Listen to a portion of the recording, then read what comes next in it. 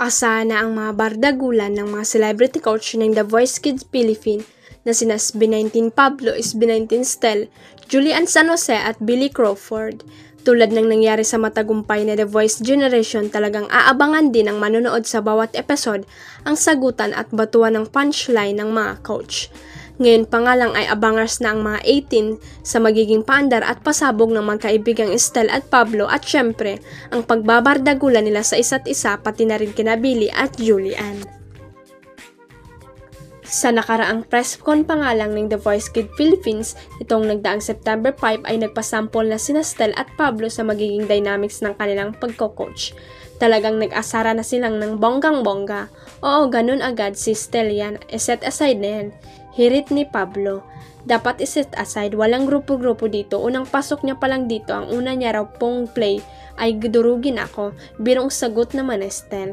Ganito po kami mag-asaran, sabi ni Pablo na sinagot naman Estel ng dito biro, totoo to Pablo. Mukhang enjoy na enjoy nga ni Bini Aya ang kanyang bagong fur baby na bigay ng isang pan. Nakakatuwang makita ang bonding moments nila sa kanyang Instagram story kung saan ibinida niya ang kanyang cute na night routine. Sa caption nga niya, night routine with Lovey, kitang-kitang saya habang naglalambingan sila.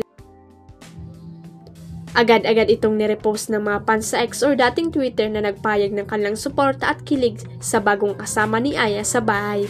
Kung maaalala, naging usap-usapan din ang regalong tuta mula sa fan dahil hati ang reaksyon ng netizen. Mailang nagsabi na ang pagreregalo ng buhay na hayop ay isang malaking responsibilidad at hindi dapat basta-basta ginagawa ng walang consent. Iba't ibang opinyon ang lumabas. May mga nagsabing risky ito dahil hindi ito biro ang pag-aalaga ng pet, lalo na't abala si Aya sa kanyang karir. Samantalang may iba naman nagsabi na isang sweet at thoughtful gesture ito mula sa fan na nagpakita ng pagmamahal at suporta sa kanilang idol. Pero mukhang at the end of the day, fully embraced naman ni Bini Aya ang pag-aalaga sa kanyang bagong fur baby.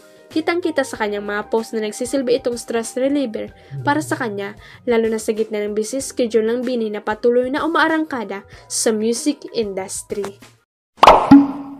Huwag kalimutang i-click ang subscribe button at i-ring ang notification bell para sa latest at legit chika updates.